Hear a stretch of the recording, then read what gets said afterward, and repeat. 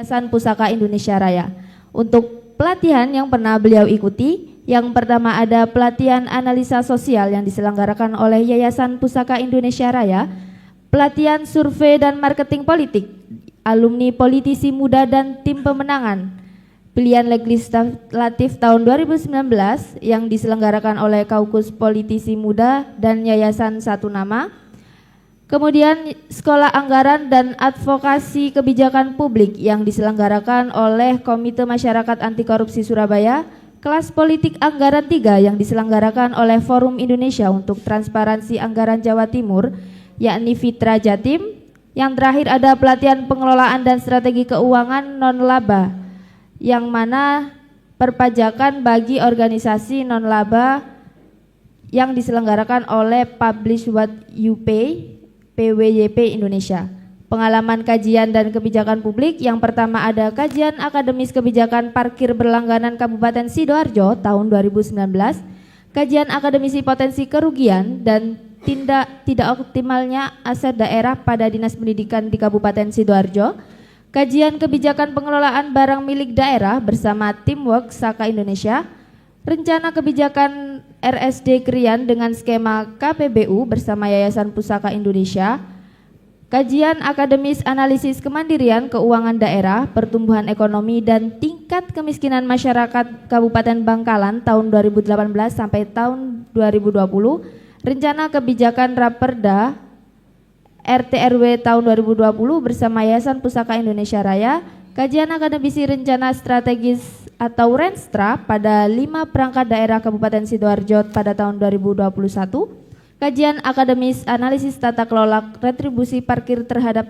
pendapatan asli daerah di Kabupaten Sidoarjo pada tahun 2023, kajian akademis konflik hukum penetapan luasaan lahan pertanian pangan berkelanjutan di Kabupaten Sidoarjo tahun 2023. Untuk media sosial, bisa sahabat-sahabat mampir nanti di www.basit.net. Di sana banyak informasi terkait dengan anggaran yang dapat diakses.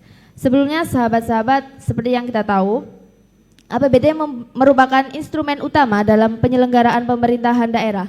Melalui APBD, arah pembangunan pelayanan publik serta kesejahteraan masyarakat direncanakan dan diwujudkan. Oleh karena itu, pemahaman yang baik mengenai APBD menjadi sangat penting, tidak hanya bagi aparatur pemerintah tetapi juga bagi masyarakat agar mampu memahami proses perencanaan dan penganggaran hingga pelaksanaan kebijakan daerah secara transparan dan akuntabel.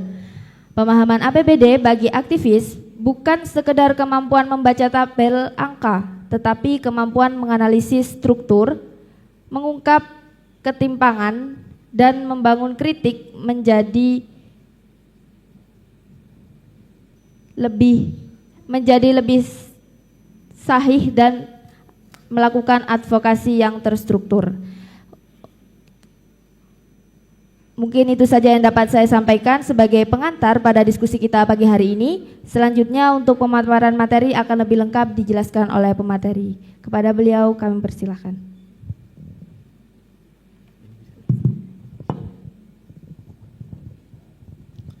Bismillahirrahmanirrahim. Assalamualaikum warahmatullahi taala wabarakatuh. Yang saya hormati Ketua Cabang Pergerakan Mahasiswa Islam Indonesia Kabupaten Sidoarjo, yang saya hormati seluruh pengurus cabang yang sudah dilantik pada siang hari ini ya. Sahabat-sahabat yang saya banggakan, langsung saja karena saya hanya dikasih waktu 1 jam, padahal saya mintanya untuk dasar-dasarnya aja 3 hari, ya enggak apa-apa. Jadi 3 hari berapa jam itu bisa kita maksimalkan dalam waktu 1 jam. Ya mudah-mudahan, ini kan masih awal aja gitu, masih dasar-dasarnya aja. Nanti kita untuk lebih lanjutnya ya diskusi-diskusi lagi. Sahabat-sahabat, ini pengurus cabang semua? Semua ya? Ada komisariat juga? didominasi generasi Z ya kalau sekarang ini ya, Gen Z ya. Ya memang harus menyesuaikan. Saya sendiri harus menyesuaikan dengan teman-teman. Jadi begini, untuk awal saya nggak hanya ingin atau saya tidak ingin teman-teman itu hanya berpikir bahwa anggaran pendapatan dan belanja daerah itu nominal. Hanya sekedar angka saja. Nominal, oh Sidoarjo 5,7 triliun. Enggak hanya itu, tapi proses itu yang kemudian kita harus pahami dari awal, dari perencanaan, pelaksanaan sampai pada evaluasi. Ini penting bagi kita. Artinya apa? Kita enggak hanya memahami pada persoalan, oh anggaran pendidikan sekian, oh anggaran infrastruktur sekian. Enggak hanya itu, tapi pada proses perencanaannya bagaimana, proses pelaksanaannya bagaimana, dan bagaimana kita mengevaluasi dari pelaksanaan itu. Karena potensi-potensi, mohon maaf, potensi-potensi pemerintah daerah atau oknum dari pemerintah daerah nyolong itu di sana. Dimulai dari proses perencanaan itu. Makanya korupsi itu marak karena satu, kesadaran diri kita itu enggak bisa kita kontrol. Ketika kita lihat uang dengan nominal sekian misalkan itu sudah targetnya. Dan itu proses dari awal, enggak bisa kemudian pada pelaksanaan orang-orang nyolong, enggak bisa. Itu disiapkan dari awal pada proses perencanaan, pelaksanaan sampai pada evaluasi. Begitu. Saya ngerokok ya, gak apa ya. Biar lebih santai.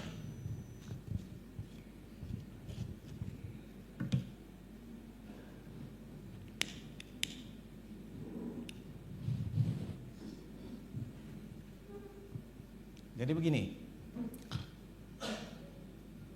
Kalau kita ngomong terkait dengan anggaran, perencanaan kita harus paham. Apa perencanaan? Misalkan, enggak hanya pada persoalan perencanaan APBD itu seperti apa gitu loh. Ini enggak wungkul, Rek. Ini enggak moro-moro jadi anggaran pendapatan belanja daerah, enggak. Prosesnya panjang dalam 1 tahun anggaran itu. Harus dilihat dari perencanaan pembangunan daerah dari 20 tahun yang akan datang, 5 tahun yang akan datang, sampai pada breakdown anggaran pendapatan dan belanja daerah di 1 tahun anggaran. Misalkan begini, sebelum kita masuk ya, ini saya pengen teman-teman PMI Sidoarjo itu enggak hanya soal demo enggak. Saya enggak suka kemudian teman-teman tanpa ada dasar, tanpa ilmu pengetahuan, teman-teman turun ke jalan atau kita keluar aja ketika ditanya kalah. Ketika diskusi kalah, audiensi kalah. Saya enggak ingin begitu. Tapi teman-teman itu cabang 1 tahun kepengurusan ini aja punya dokumen analisa terkait dengan isu langsung, gitu loh. Punya dokumen analisa, punya dokumen penelitian yang kemudian ini loh hasil karya PMI Sidoarjo cabang yang akan kita rekomendasikan langsung di depan publik kepada pemerintah daerah, gitu. Nanti tak tunjukkan ya sederhana aja, nggak usah terlalu kayak penelitian tesis dan sebagainya, nggak usah kayak begitu, sederhana aja, analisa kebijakan publik itu sederhana aja, nggak usah sampai kayak nggak usah kayak gitu. Sebelum masuk pada proses perencanaan dan penganggaran, saya ingin tunjukkan dulu ini partisipasi kalian. partisipasi kalian itu dilindungi, kan loh maksudku itu. Jadi kalian mau melakukan gerakan apapun, selain itu adalah untuk kepentingan masyarakat, itu dilindungi.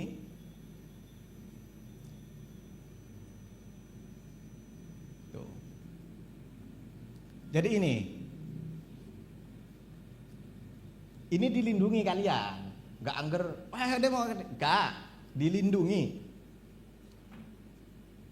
Nah, teman-teman, itu tujuannya apa sih sebenarnya? Belajar anggaran. Kan gitu. Saya mau belajar anggaran, tapi tujuannya apa? Biar tahu caranya nyolong, ngono ta? Kira-kira. Biar dapat bagi-bagi kue kekuasaan, ngono ta kira-kira. Jadi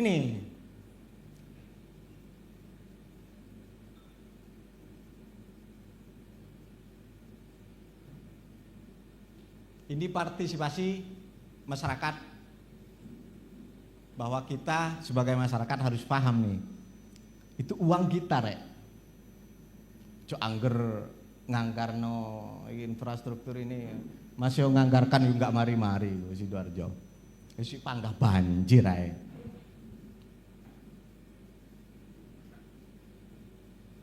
Ini dulu. Tinggal baca-baca aja kalau ini. Kita dilindungi nih.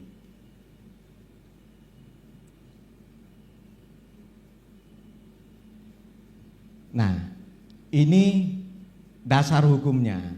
Jadi kalau kita mau tahu nominalnya berapa, harus dilaksanakan seperti apa, kita harus paham dulu dasar hukumnya. Ini enggak harus fakultas hukum, enggak harus. Ini enggak harus fakultas hukum. Enggak disediakan asbak ya mbak area-area.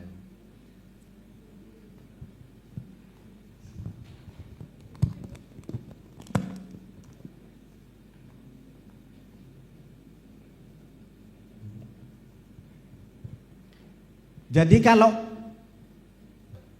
di fakultas hukum, semua orang, semua masyarakat dianggap tahu hukum, rek. Tanyakan yang fakultas hukum. Mbaknya fakultas hukum. Jadi semua masyarakat Sidoarjo, semua masyarakat di provinsi, semua masyarakat di Indonesia sudah dianggap tahu hukum. Makanya kita tetap harus belajar mengenai apa dasar hukum pengelolaan anggaran daerah. Apa aja. Jadi kalau teman-teman malas baca, tanya ChatGPT ngene iku wis. Kalau sekarang itu.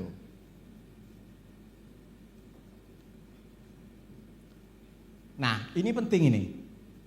Ini yang harus difahami terlebih dahulu sebelum kita masuk pada anggaran pendapatan dan belanja daerah. Nah, keterkaitan ini yang perlu kita pahami dulu. Ini enggak moro-moro jadi angka, enggak. Enggak moro-moro jadi APBD ngono iku enggak. Jadi ini dulu. Ini keterkaitan RPJPD dengan dokumen lainnya. Kalau di pemerintah daerah itu ada RPJPD. Rencana Pembangunan Jangka Panjang Daerah. Jadi 20 tahun yang akan datang, Sidoarjo mau dibagaimanakan kita sudah tahu, rek, seperti apa. 20 tahun yang akan datang. Karena setiap 20 tahun yang akan datang atau setiap 20 tahun pemerintah daerah itu menyusun yang namanya dokumen RPJPD, Rencana Pembangunan Jangka Panjang Daerah. Nah, keterkaitan antara RPJPD itu kaitannya dengan RPJPN nasional dan provinsi. Dari sini paham nggak? Kalau dari sini paham, kita lanjutkan. Paham ya? Oke. Ini RPJMD. Jadi 5 tahun yang akan datang itu kita sudah tahu nih. mau dibagaimanakan daerah ini. Jadi kalau penyusunan RPJMD berantakan, pelaksanaan di lapangan mesti berantakan. Pasti itu.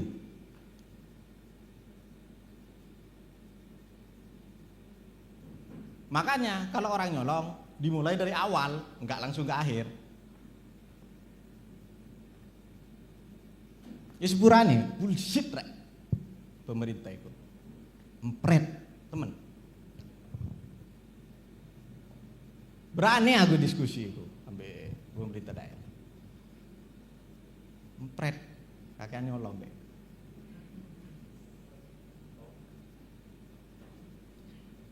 Jadi RT RW nasional, RPJPN, kemudian RPJMN, RKPD, ini harus berhubungan erat dengan pemerintah provinsi, pemerintah kabupaten kota. Nah, kalau paham terkait ini, alurnya kita tahu. Jadi bagaimana kita mencegah tindak pidana korupsi, itu kita paham. Enggak angger wis nominalnya ini.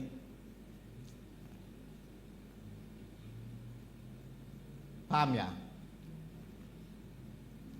Paham. Lanjut dulu, soalnya ini banyak. Sinkronisasi perencanaan pembangunan nasional hingga daerah, kabupaten kota. Nah, ini yang kemudian nanti sampai pada anggaran pendapatan dan belanja daerah. 20 tahun yang akan datang itu dalam RPJPD itu memuat visi misi daerah. Jangan keliru-keliru. Visi misi daerah dengan visi misi kepala daerah itu beda. Visi misi daerah itu tercantum dalam rencana pembangunan jangka panjang 20 tahun yang akan datang. Visi misi kepala daerah di 5 tahun yang akan datang, RPJMD. Tuh. Jadi semua program kepala daerah dan wakil kepala daerah tercantum dalam RPJMD. Tuh. Jadi penyusunan rencana tata ruang wilayah, kemudian rencana tata ruang kawasan strategis nasional provinsi kabupaten kota, ini mengarahnya nanti pada RPJPN, RPJMN, RKP, RAPBN. Sama prosesnya di provinsi dan kabupaten kota. Jadi yang atas itu menjadi pedoman yang di bawah-bawah. RPJMN itu jadi pedoman RPJMD provinsi, jadi pedoman RPJMD kabupaten kota. Ini dulu harus paham teman-teman.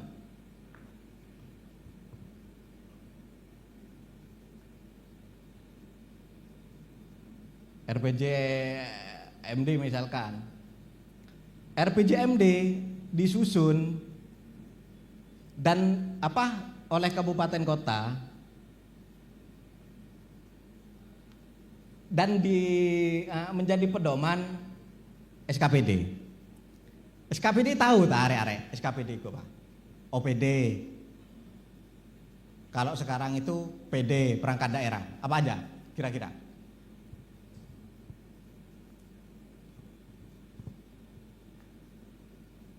Kalau sekarang PD, perangkat daerah.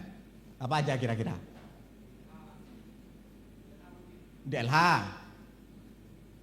Apa aja? Dinas Pendidikan, Badan Perencanaan Pembangunan Daerah, apalagi? Kesbangpol dan lain-lain lah. Nah, Renstra ini disusun oleh SKPD atau PD, perangkat daerah. Jadi setiap dinas itu nyusun Renstra namanya, yang mengacu pada RPJMD. RPJMD itu pemerintah daerah. Pemerintah daerah menyusun RPJMD memuat visi misi bupati dan wakil bupati kalau di Sidoarjo, wali kota, wakil wali kota kalau Surabaya kota. Paham tapi ya?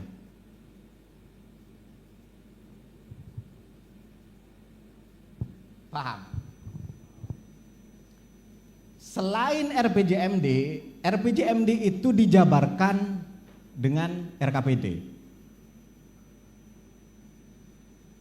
Paham? Rencana kerja pemerintah daerah. Jadi setiap tahun pemerintah daerah itu nyusun RKPD. Baru pada APBD. Jadi RKPD itu pedoman dari APBD. Ini nggak paham kalau nggak 3 hari, Rek. Yang ini tok loh, nggak paham. Kalau nggak 3 hari, ini 1 jam. Ini banyak sih ya. Gimana caranya? Kira-kira?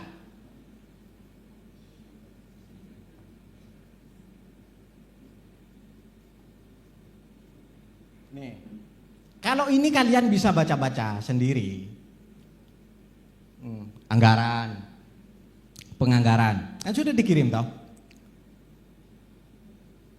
Tinggal baca sendiri aja kalau yang kayak begini, urusan pengertian aja. Nah, penganggaran, jadi penyusunan APBD itu melalui proses teknokratis dan politis. Nah, politisnya ini yang kurang ajar orang-orang itu. Kalau secara teknokratis, benar Pak penyusunan itu, benar. Disusun melalui RKPD, nanti ada renja SKPD atau PD, KUA PPAS, RKA SKPD, APBD, penjabaran APBD.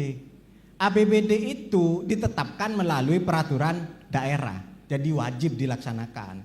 Nah, kalau kalian pengen tahu berapa nominal yang dianggarkan dalam dokumen APBD, secara detailnya kalian harus punya penjabaran APBD. Jadi di sini, kalau di penjabaran APBD, enak Pak, bacanya enak. Ya seginilah tebelnya kalau APBD itu. Kalau penjabaran APBD seginilah kira-kira. Jadi bacanya enak, pusing bacanya itu. Ya seginilah. Nah, di penjabaran APBD itu bisa dilihat, namanya si A, namanya si B dapat berapa, dapat insentif berapa, dapat hibah berapa, dapat berapa di penjabaran APBD.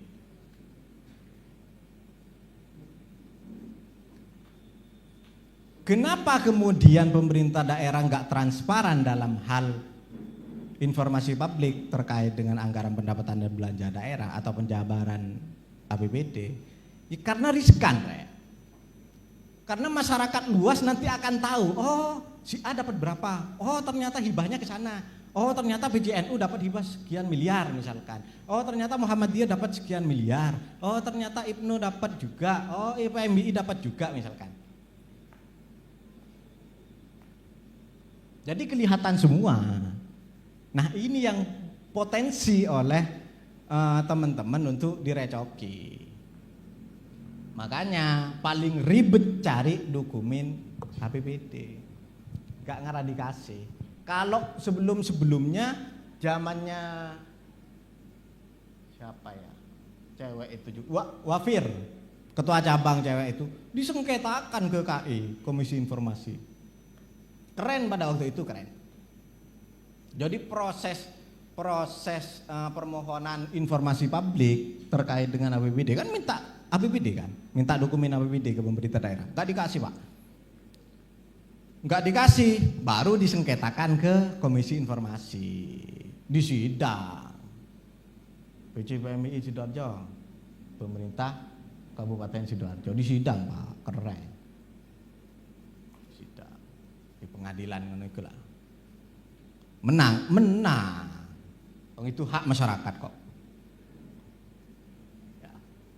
Nah, proses politis ini yang berbahaya. Ada musrembang desa, ya, musrembang desa, musrembang kecamatan, musrembang kabupaten. Teman-teman ngusulkan di musrembang desa, kebutuhan untuk desa, nyampe kecamatan hilang, Pak. Nyampe kabupaten hilang.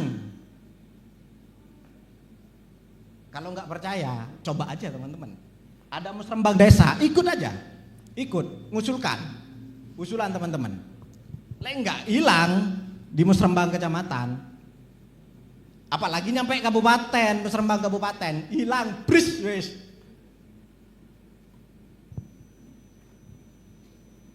Ini, jadi ya ini nggak berdasarkan kebutuhan masyarakat.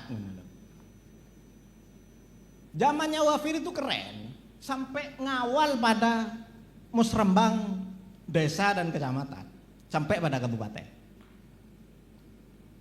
Itu keren.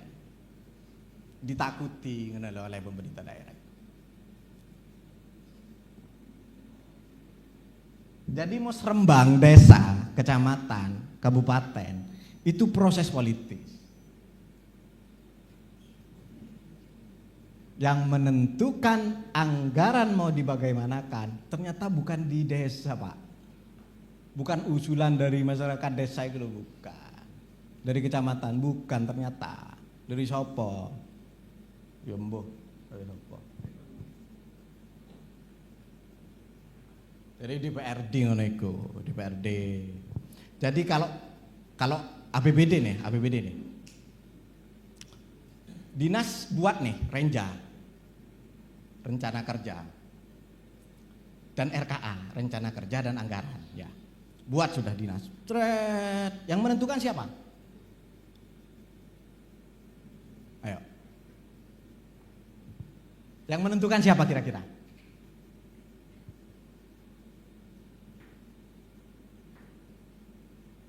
Jadi kalau pemerintah daerah itu ada timnya. DPRD ada timnya juga. Kalau di DPRD namanya Banggar, Badan Anggaran, pernah dengar? Pernah. Kalau di Pemkab atau di pemerintah daerah namanya TAPD. Nah, dua lembaga ini yang menentukan uang itu mau dibagaimanakan.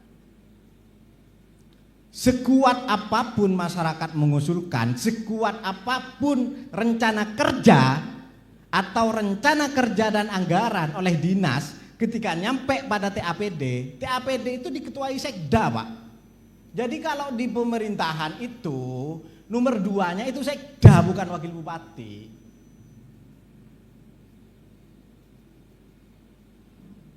Jadi nomor 2-nya itu sekda, karena dia powerful. Dia sebagai pengelola aset, sebagai ketua tim anggaran pemerintah daerah. Jadi powerful deh sebagai sekda. Makanya sekda itu saya naik jidat. Lek ngangkar nih. Bagaimana kemudian peran DPRD ini, peran Banggar? Ya kalau urusan yang kayak begitu, Pak, yang penting sama-sama menguntungkan, wis, nggak usah ngurus masyarakat.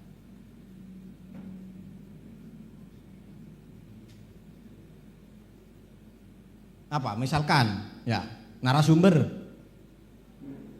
dihilangin ketika nyusun anggaran. Narasumber itu kan DPRD toh. Ketika ya kayak gini, biasanya kan aku lihat DPRD nih dapat anggaran, Pak. Dapat gaji, Pak. Narasumber, Pak. Kalau DPRD dapat gaji. Kalau itu mau dihilangkan oleh TAPD, ngamuk, Pak, DPRD. Kau oleh ceperan deh. Padahal gaji ini piro? 50 juta usaha per bulan. DPRD. Tuh. Tapi konstituennya banyak kalau DPRD. Karena apa? Ngerabot wong. Gaya apa? Biar jadi lagi di tahun berikutnya.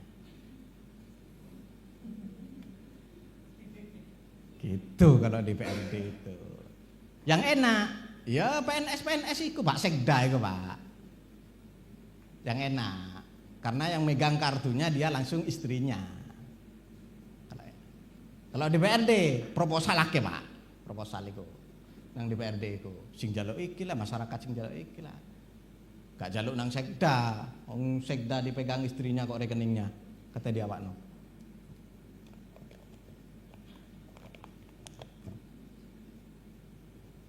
Begitu. Jadi pendapatan daerah itu kewajiban kita, kewajiban masyarakat, dan hak pemerintah. Paham gak ini? Kita punya kewajiban bayar pajak, itu hak pemerintah daerah. Ya. Tapi di sektor belanjanya itu hak saya sebagai masyarakat. Paham gak? Kewajiban pemerintah daerah untuk mengeluarkan itu, untuk melaksanakan APBD itu kewajiban pemerintah daerah.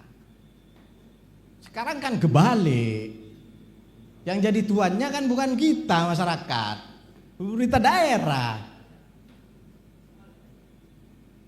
Uang yang kita suruh kelola kepada pemerintah daerah, kok dibalikan kepada kita sebagai bantuan? Aku ora gajar ngono iku. Lah, itu uangku gitu loh. Itu uangku. Itu bukan bantuan. Gimana dasar logikanya kemudian itu uang saya yang disuruh kelola tapi dikembalikan ke saya sebagai bantuan ke saya? Ya apa kira-kira? Kayak ngono iku. Saya nih pemerintah daerah. Sampean punya uang, ini kelola. Uangku. Dikembalikan ke sampean. Tapi dalam bentuk bantuan ke sampean. Lah kurang ajar ngono iku. Uangku dhewe digawe bantuan ke aku dhewe ngono iku.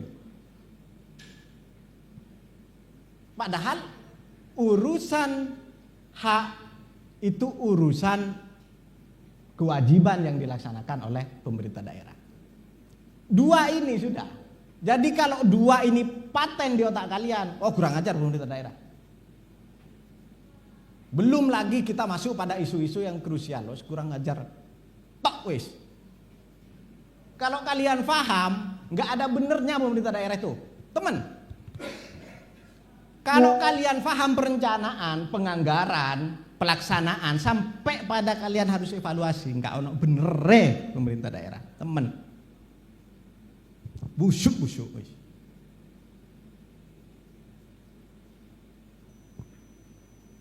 Baca sendiri aja ya kalau ini ya.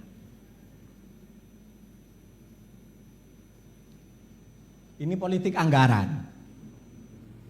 Tinggal baca. Saya yakin kalian paham, bukan pengurus rayon juga.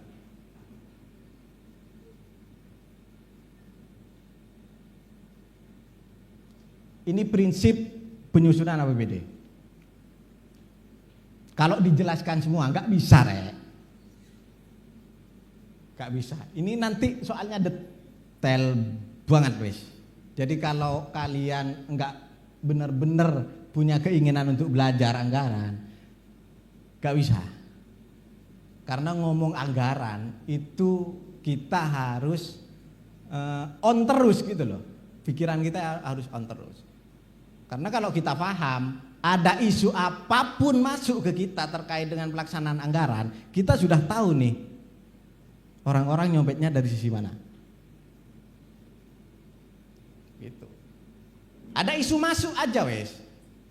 Dari mana orang-orang bisa nyopet, kita tahu sudah. Makanya mohon maaf, banyak LSM sekarang wis dikit-dikit ngelapor.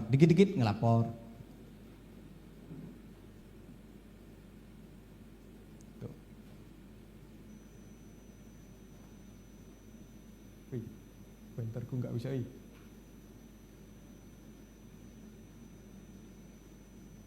Dicabut tak mas? Oh.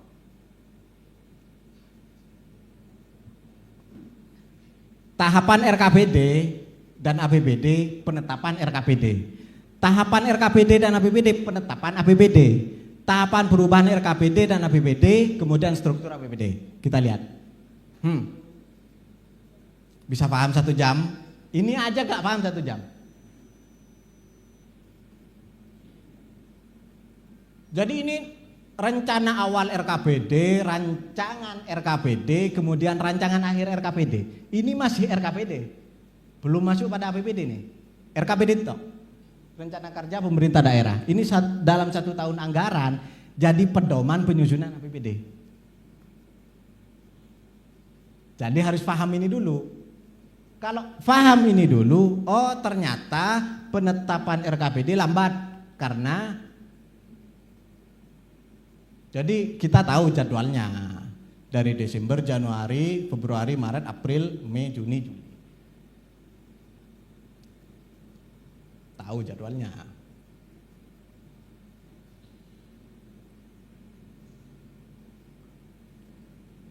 Nih, sampai pada penetapan APBD. Gua BPAS, tahu gua BPAS? Enggak tahu. Kebijakan umum anggaran. Jadi ini sebagai pedoman penyusunan nanti APBD. Kalau enggak ada gua BPAS, ini prioritas dan plafon anggaran, prioritas program, ini enggak bisa kita ketahui. Makanya harus ada program prioritas anggaran sementara. Jadi di tahun berikutnya kita sudah tahu, oh ini program prioritasnya. Begitu. Ini lanjutannya yang tadi, sampai pada penetapan APBD.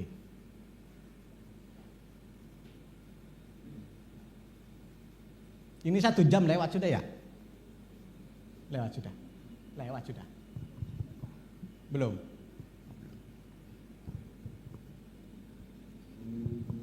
Tahapan perubahan RKPD dan perubahan APBD ya ini.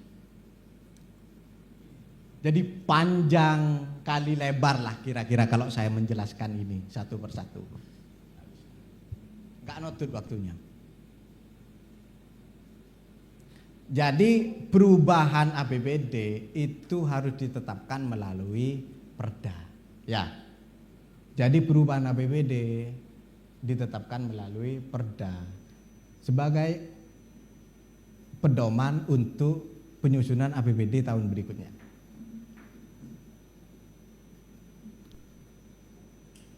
Semua itu Perda, APBD itu Perda. Penjabaran itu peraturan bupati.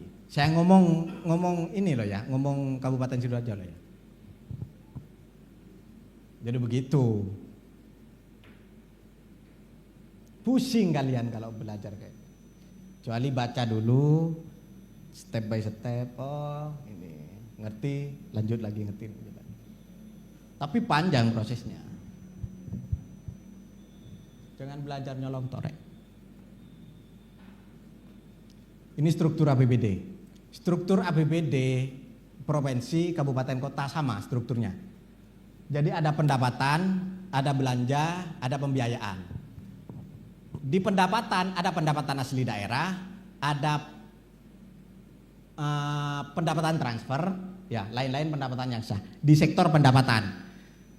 Di pendapatan daerah, ya di pendapatan daerah atau di pendapatan asli daerah itu ada pajak daerah, retribusi daerah, lain-lain pendapatan yang sah, pendapatan dari kekayaan daerah yang dipisahkan, lain-lain pendapatan asli daerah yang sah. Tuh. Di sektor pajak daerah banyak lagi masih, pajak rumah makan, pajak restoran, banyak itu. Kemudian ada retribusi. Retribusi apa? Retribusi persampahan. Retribusi parkir. Kalau sekarang nggak masuk retribusi. Nanti tak jelaskan. Kalau parkir. Karena ini menyentuh kalian yang tiap hari riwa-riwi gini loh. Kemudian ada kekayaan daerah yang dipisahkan. Apa aja dari BUMD? Kalau Sidoarjo apa aja BUMD-nya? Ini rata-rata Sidoarjo enggak? Bukan.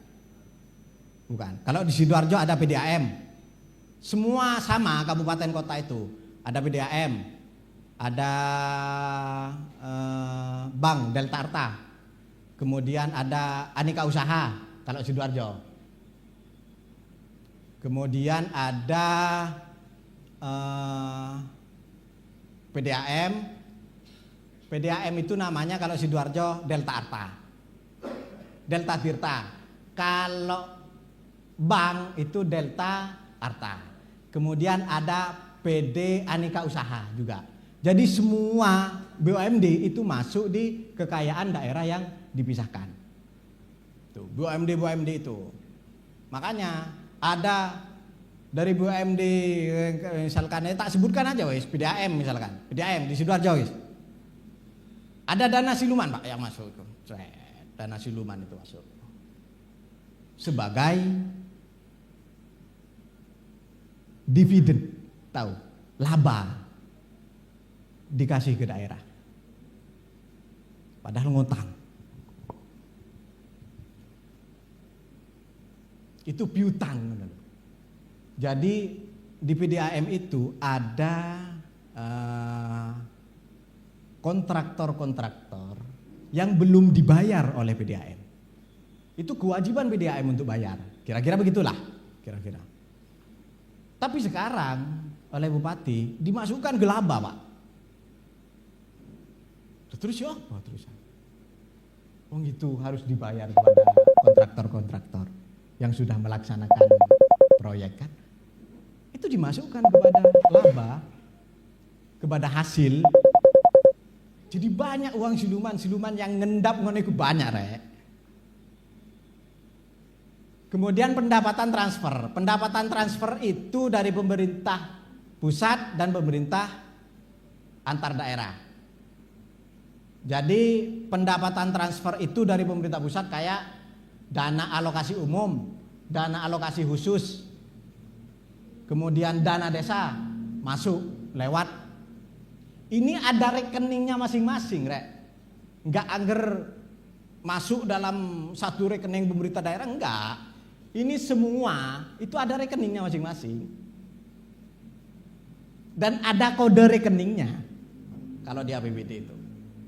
Jadi kita bisa lihat, oh ternyata pajak daerah itu masuk ke sini rekeningnya. Oh ini ternyata rekeningnya retribusi. Oh ini ternyata rekeningnya yang transfer dari PDAM, transfer dari ada rekeningnya masing-masing. Kalau di dokumen APBD itu. Jadi mumet lah kalian itu kalau belajar APBD. Pendapatan transfer antar daerah itu dari provinsi misalkan. Kalau kalian bayar pajak kendaraan bermotor, bayarnya ke Sidoarjo, yang khusus Sidoarjo ya, atau daerah-daerah yang bayarnya ke Sidoarjo, atau bayar kemana? Hah? Bayar kemana? Pajak kendaraan bermotor itu kalian bayar kemana? Samsat. Samsat itu punya siapa? Jadi pajak kendaraan bermotor itu punya provinsi, rek, bukan punya daerah. Bukan punya kabupaten kota, itu punya provinsi. Jadi kalian bukan bayar ke Sidoarjo kalau platnya Sidoarjo. Tapi bayar ke provinsi Jawa Timur. Terus timbal baliknya apa kepada Kabupaten Sidoarjo atau kepada kabupaten kota? Timbal baliknya adalah bagi hasil. Jadi ditransferlah bagi hasil pajak daerah dari Provinsi Jawa Timur sebagai pendapatan Sidoarjo. Jadi semakin banyak plat W khusus Sidoarjo, bukan Gresik ya. Plat W khusus Sidoarjo, kendaraan bermotor, maka semakin banyak pula pendapatan yang dihasilkan lewat bagi hasil provinsi ke Kabupaten Sidoarjo. Gitu. Lanjut, lain-lain pendapatan daerah yang sah. Ini kalau dirinci satu persatu banyak, rek. Ada pendapatan hibah, dana darurat, lain-lain pendapatan sesuai dengan ketentuan peraturan perundang-undangan. Pendapatan hibah itu dari mana aja? Misalkan, oh ada dari pemerintah pusat pendapatan hibah masuk ke lain-lain pendapatan yang sah. Dilanjut belanja. Kalau kalian punya dokumen APBD, tertinggi belanja itu pengeluarannya di mana?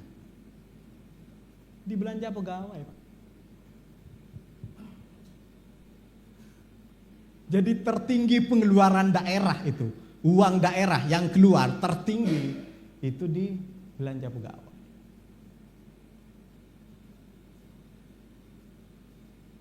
Jadi banyak pegawai yang pemerintah daerah itu harus kasih gaji.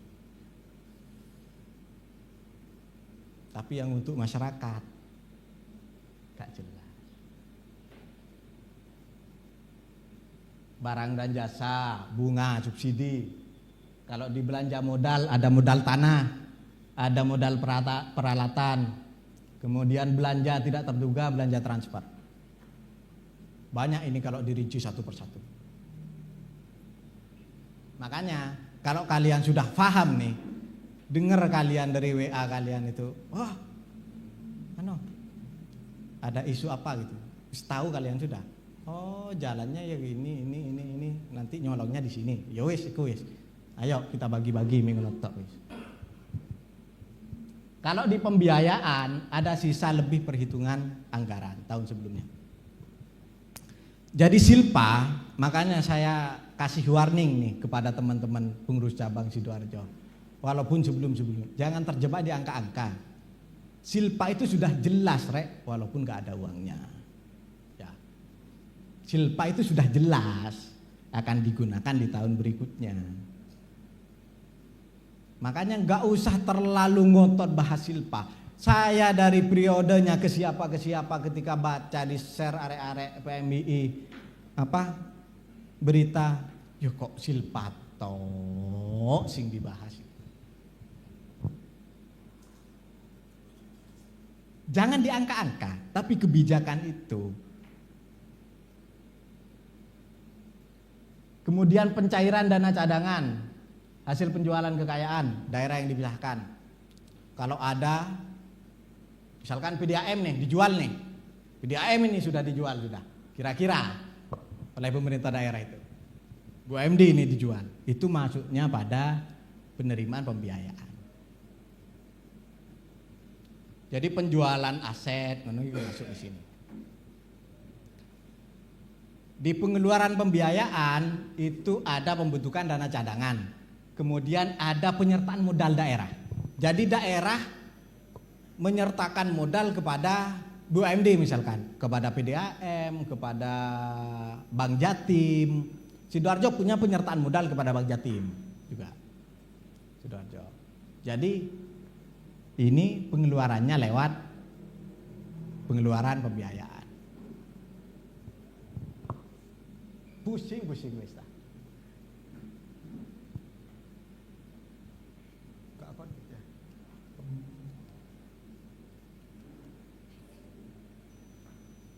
Kak connect Mas.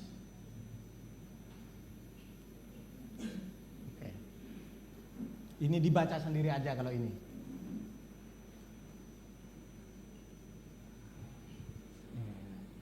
Kelihatan. Ini potensi korupsi. Potensi loh ya, walaupun pada hari ini sudah terjadi korupsinya. Ini. Tulan. Hasil pemeriksaan secara uji petik atas dokumen pertanggungjawaban menunjukkan terdapat pengeluaran belanja modal pada 3 SKPD 12. Lihat. Satunya 600 juta, 500 juta, 355 miliar. Pada gedung dan bangunan pada 11 SKPD. Ini potensi. Dan sekarang ini terjadi kan. Bayangkan ada hampir 2.000 lebih loh penerima hibah itu nggak melaporkan.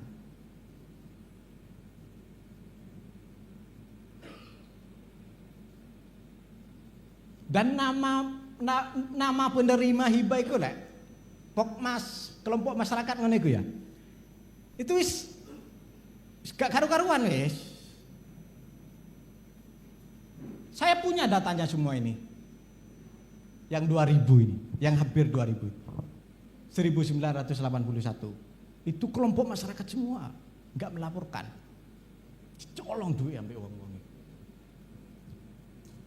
Kalau ada yang dari Madura, kalau bahasa anjingaki, kalau dari Madura pasti tahu, anjingaki.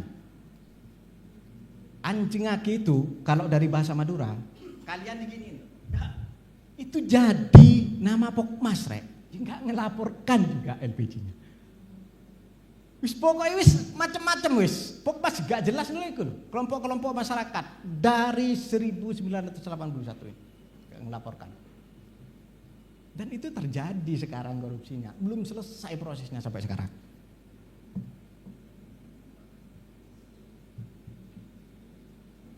Sampai mantan ketua DPRD-nya ya almarhum kemarin.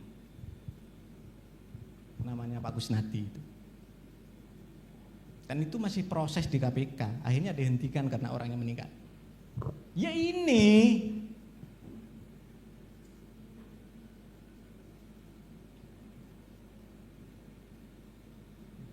kayak begitu, Rek. Terakhir.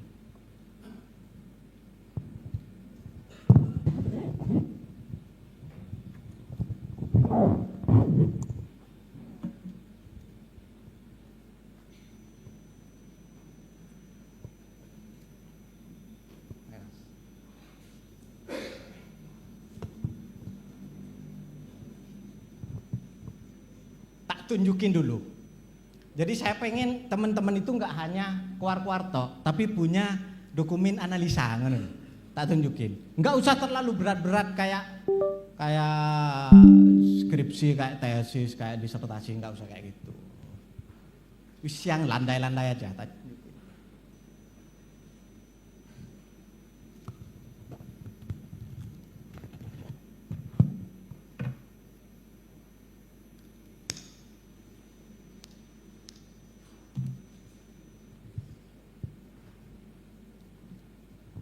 Ini seru nih, ini seru.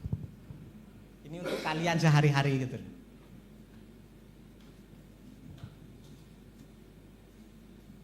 Saya yakin sehari-hari kalian ini melakukan itu sehari-harinya.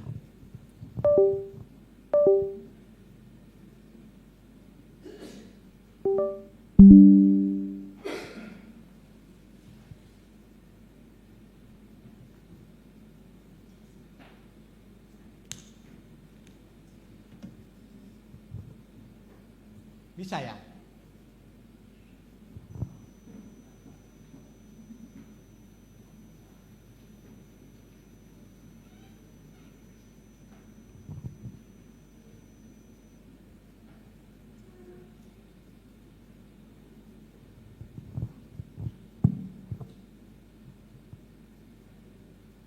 Ini angka, kalau ini angka.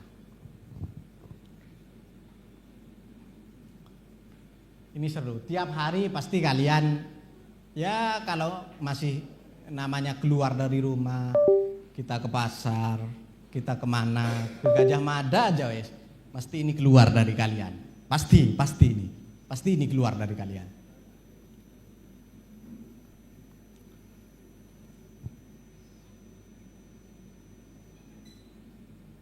Gak bisa ya, Mas?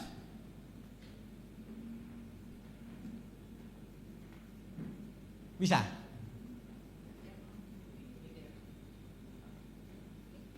Kok?